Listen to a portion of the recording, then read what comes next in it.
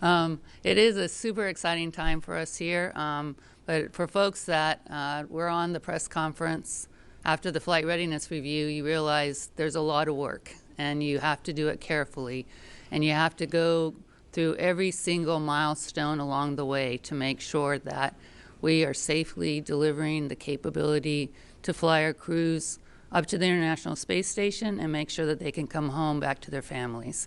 And so the team's been doing that since the flight readiness review on Monday. They worked through, checked out the rocket. Static fire went really well. No issues coming out of that. Made it through dry dress last night. Dry dress is where we make sure that the crew goes through and checks out and actually goes through the whole operation of loading the crew, checking things out, and making sure things will run smoothly as we're heading into our launch countdown. We have a few more milestones to go. We have a launch readiness review this evening at 8 o'clock. And in the morning, about 1 o'clock in the morning, we have our final weather briefing and to make the determination on whether we're ready to go moving into the countdown into the launch early Sunday morning. Right now, the weather's at the launch sites looking great. The weather along the abort sites, we look at the weather in our key high-risk areas to make sure that the abort weather looks good. And right now, it's kind of marginal along that first staging area. So we're continuing to get ready for the next step and making sure that we've got a safe and reliable crew transportation service for our crews. Now, I'm very happy to have Woody here. Woody Holberg is, and I found out he's a classmate of two of our crew members, Raja and Kayla, and he came in the 2017, the Turtle class. And I'm trying to figure out which one's Michelangelo and which one's Donatello. I'll have to talk to Raja and Kayla after this and find out. But I'm very, very excited to have, I'm hearing that there's like a turtle takeover that's going to be starting to happen with our missions coming up, and really excited to hear from Woody. Well, thank you, ma'am. Yes, it's slowly happening. I'm truly honored to be here and so excited to watch my friends fly in space. These 4 astronauts are exceptional operators, and I know that they're going to do an exceptional job on their 6-month mission, carrying out important scientific research and maintenance on board the International Space Station. And with their mission, they'll be carrying forward NASA's amazing 20-plus year legacy of continued human presence in space and paving the way for our future Artemis missions to set up a sustainable presence on the moon. Now, as Kathy mentioned, this launch is special for me. I have 2 classmates on Crew-3, Raja and Kayla, and I know that our entire class, the Turtles, are so proud of Raja and Kayla and so excited to watch them fly in space. It is not every day that you climb aboard a rocket that's capable of accelerating you to 17,500 miles an hour. And those who have seen a launch in person, maybe here at Kennedy, know that it is a powerfully emotional experience. And it's even more so when people you know and love are on board. And so Raja, Tom, Kayla, and Matthias, you are amazing human beings. We wish you safe travels to the International Space Station. Our hearts are with you. Go Crew-3 and go Endurance.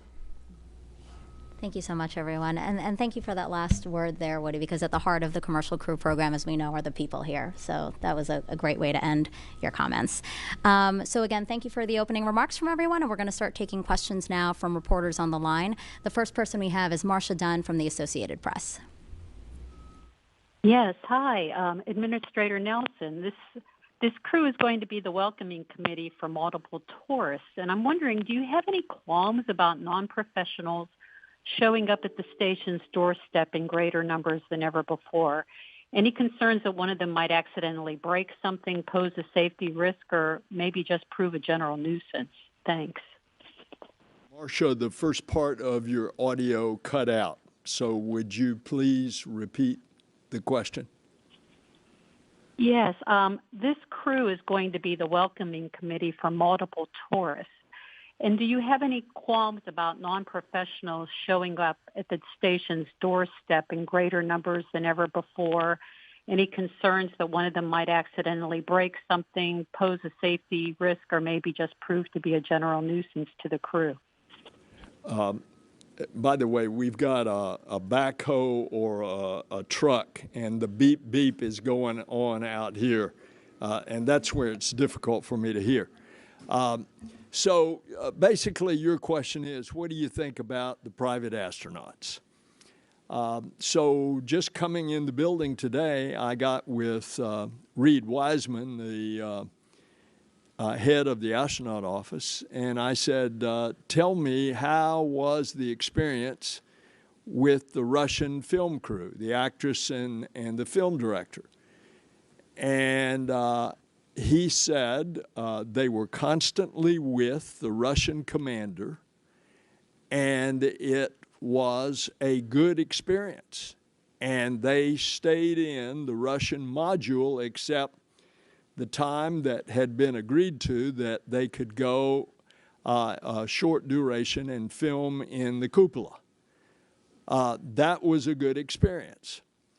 And so as we go forward, we go on a case-by-case basis. Now, you've got a private astronaut that's coming up with the Russians again.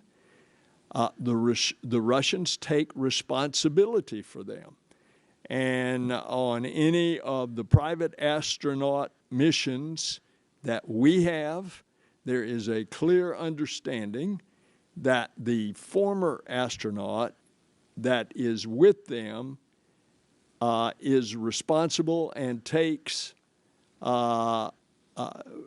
responsibility for their actions, because we cannot have a situation where our permanent crew on the station in any way is impaired in their productivity as a result of all their tasks. And of course, that's quite extensive. As you know, there's a detailed timeline that goes on every flight day as to the tasks that they need to accomplish.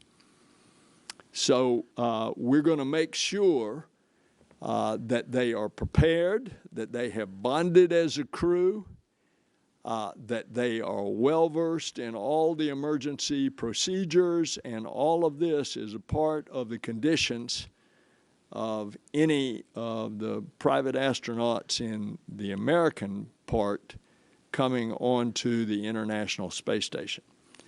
Understand, separate and apart from the Inspiration 4 mission, that did not come to the International Space Station. That was entirely done by SpaceX on their own mission. So I hope that answers it for you, Marcia. Thank you, Administrator, and thank you for that question, Marcia. Next one is Jeff Faust from Space News. Hi, good afternoon. Question for the Administrator. The revised version of the Build Back Better Act that was unveiled yesterday sharply reduces the amount of funding for NASA infrastructure and also doesn't include any funding, as with previous versions of the bill, for future lunar lander development. What does this mean for your desires to rebuild NASA infrastructure at the various centers, as well as sustaining competition in the Artemis lunar lander program? Thank you. All right, you're going to have to repeat the first part, because I was trying to say time out and increase the volume, and they have subsequently done that. So please go ahead, Jeff. All right, well, take two. The revised version of the Build Back Better Act released yesterday sharply reduces the funding for NASA for infrastructure and also doesn't include anything for future lunar lander development.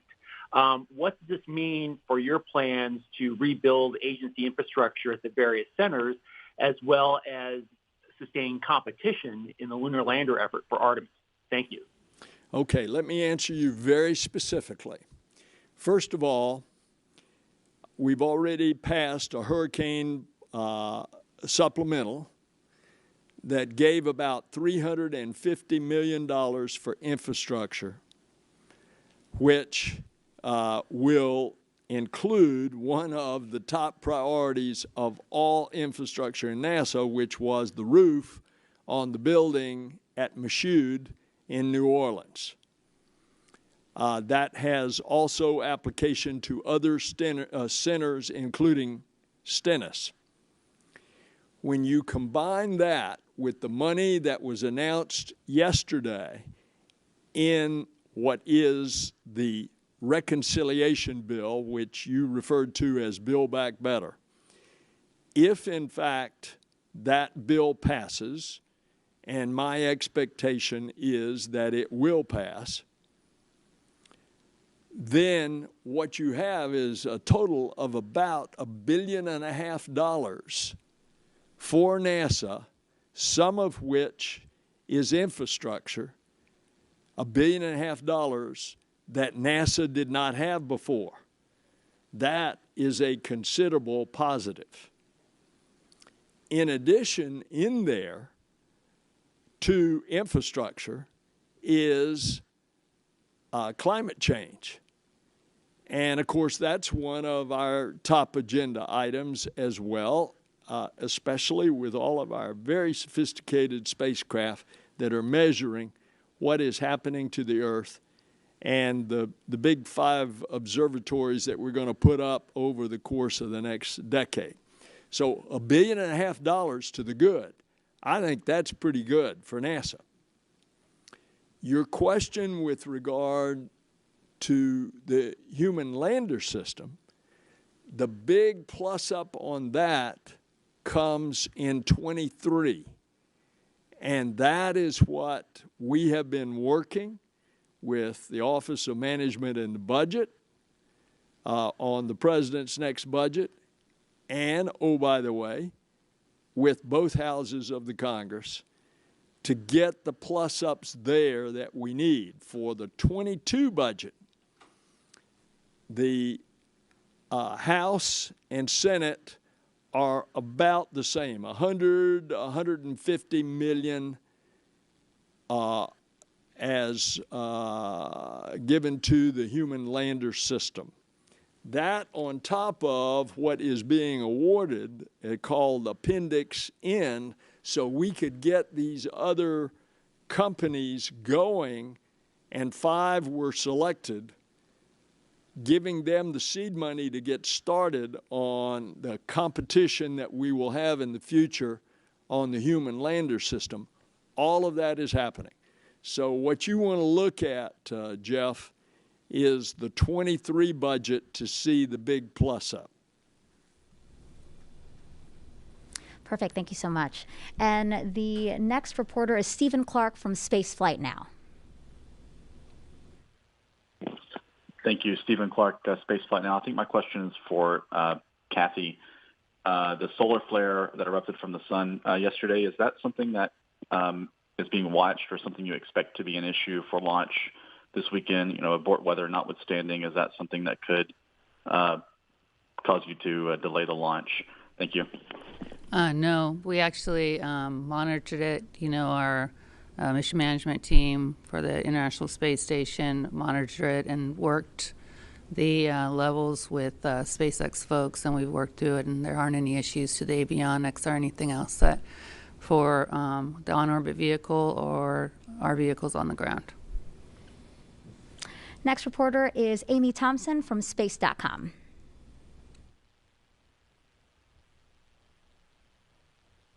Oh, I just heard that Amy actually dropped off, so Ken Kramer will take you now. Oh, hi, thank you.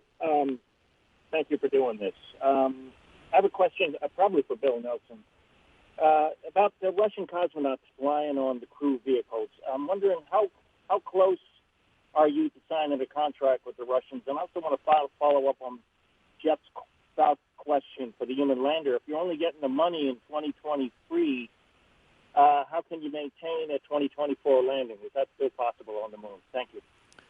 Well, that's why we didn't sit around until we know what's happened on the litigation. That's where Bob and Kathy and now Jim Free have already started getting the funding going with regard to that Appendix N.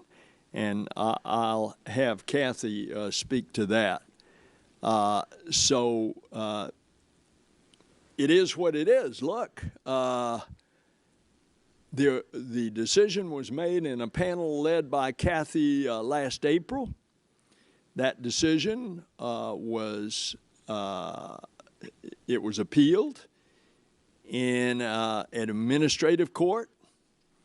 That court decided, and then that decision, which affirmed the decision of NASA on the first demonstration lander, was then appealed to a federal court that, in effect, acts like an appellate court. It's called the Federal Court of Claims. And so it is what it is. We have been held up, but that's why we didn't want to sit around while we were waiting for the judge, and started the effort to reach out and go ahead and start getting some of these designs done by different companies, and 5 were selected. Let me flip it to you, Kathy, for the detail. Yeah, so there's really 2 activities. Unfortunately, with our procurements nowadays, we're kind of in these situations where we do have these protests after we make pretty key decisions. And so the team, I thought, did a really good job of putting together a robust procurement strategy where even with the protests, they began work on these special small we call them broad agency announcements to continue to make progress with multiple potential providers for our sustaining human lander systems. In addition, they were working their procurement strategy for the follow-on for the sustaining human lander system. Both those activities were outside of the Appendix A, the Option A activity, which was being assessed and in court. And so the team's been able to make progress over the summer, and like the administrator said, we are continuing to work on, design and development activities to deliver our sustaining human landing systems by the end of the 20s. I think the team's done a great job keeping multiple activities in flow, continuing to make progress and moving forward. I think you had a question about the crew swap. The Russians, based on the number of missions that SpaceX has flown, they've agreed to continue or to further the processing of our intergovernmental agreements, where we will eventually be flying a USOS crew member on the Soyuz, and at least flying a Russian cosmonaut on at least the SpaceX vehicles. We'll continue to work how that would work for our Boeing vehicles, but that's next step to come. But we're very, very excited to see that we have made progress with them on at least this first step going forward, and have our initial cosmonauts beginning to do assessments and training with suits and potential training, and us beginning to do the planning for that. We feel like that's the most robust strategy for us to keep station going. Thank you, Kathy and Belle. And actually, we have a question from social media I want to throw out there. What are the main goals of this mission, and are there particular experiments that the astronauts will be working on? Whoever wants to take that one. Well, all I can tell you is Joel Montalbano, the space station program manager, there's no rest for the weary on orbit. There's tons of work going on over the next 6 months. I mean, one of the favorite things we like to talk about is protein crystal growth, just because that's been an experiment that we have really gained expertise and begun to really learn to apply that to multiple key medicines and medical infrastructures going forward. We have a ton. What's amazing is we've got 3 polar, and there are little freezers that we're bringing down off of the space station, just chock full of science coming back on Crew-3 also. And a new capability that we have moving forward means that we continue to be able to do the physical and the manufacturing sciences that we have going forward. Joe Montalbano will be coming on after our launch readiness review press conference, and you guys need to, I'll have him ready for his whole list of experiments because he loves to talk about it. Perfect. All right, our next question is from reporter Russell Pounds from Pacific Rim Media. Great. Thank you for doing this morning. Question for Administrator Nelson about creating opportunity. What are you looking forward to most in terms of the doors that commercial space can open for American business? You know, I see Estee Lauder and Adidas doing things up there. What are those doors and things that are most exciting for you?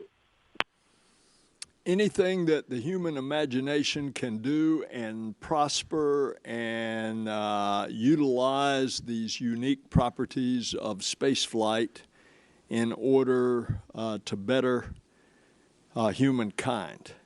And it goes from everything that Kathy just mentioned.